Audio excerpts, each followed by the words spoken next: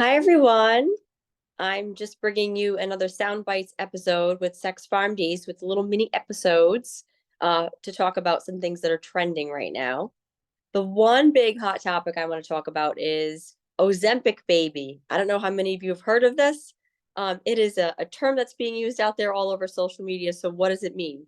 So, what's happening is women are now reporting pregnancies, unexpected pregnancies. Some women who have been infertile for a long time not been able to conceive, or it's an oopsie baby, surprise baby. So why might this be happening since they've started Ozempic?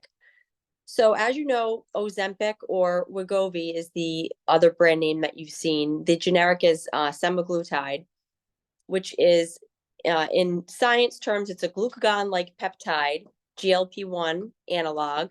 Here's Miss Mandy. She's going to contribute also. Um, so it's used, as you know, for add-on to diet and exercise, originally for people with diabetes type 1, and it helps improve control of their blood sugar levels. So Ozempic started out with that, and then as time goes on, now people are using it as a weight loss drug who do not have type 2 diabetes. So people who are obese or need to lose an excessive amount of weight, which we all know some people really don't need to lose that much weight, but they're still using it. There's a lot of gray areas, and it's kind of crazy to me that it's being so readily available online to people. I'm not really sure what to make of it. But back to the pregnancy part.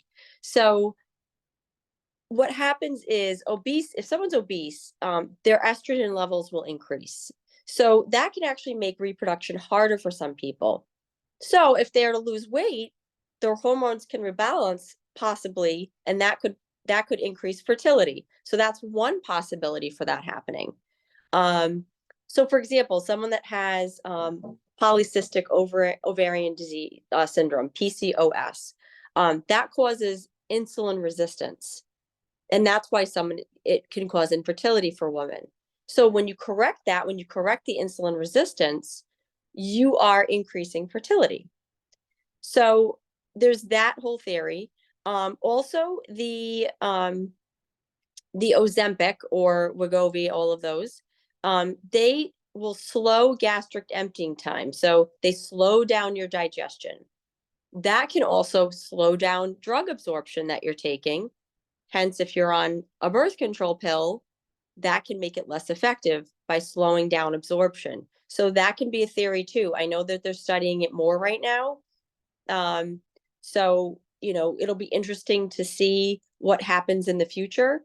Um, but, it could be the one of two things: decreasing weight, decreasing estrogen levels, restoring hormone balance, making you more fertile, or uh, slowing down absorption of the birth control pill if that's something that someone is on.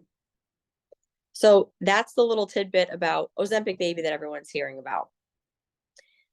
Since we're also talking in that area, birth control pills and fertility and things like that, I wanted to give you all an update on the FDA-approved daily birth control pill that's available over the counter. It's called Opill. I know I've talked about it before when we were kind of waiting to see when it would be released. Now it's available online. You can actually go on the Opill website. The average cost is about it looks like they're doing like a 3-pack for $49.99, which is not that bad. And I'm sure other retailers are offering different deals on it also to make it affordable for everybody. So what is Opill? Opill is what's called norgestrel, and it's 0.075 is the strength. You'll see it on the actual package. So basically that is, and that's in milligram. So that is a synthetic version of progesterone, and that's called progestin. Now, prescription birth control, that's also can be estrogen and the progestin combination, or progestin only. So the difference between the over-the-counter one and something that's prescribed is that this does not have estrogen in it. So there's no estrogen.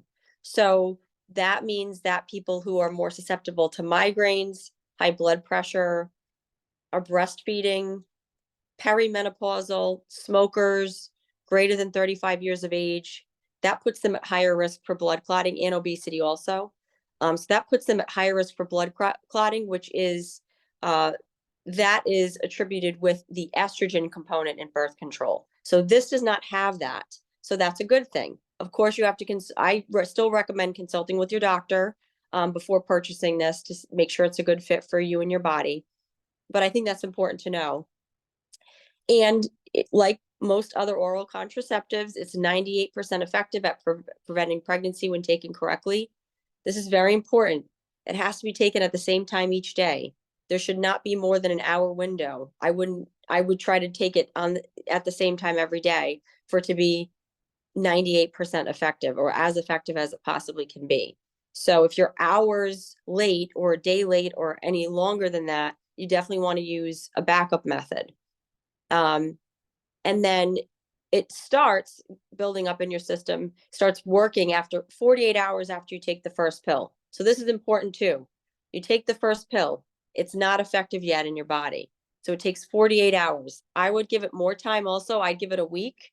So you definitely want to use a backup method if you are having sex. So that's something you want to consider too. I think it's great that it's being readily available. Of course, there's pros and cons to everything.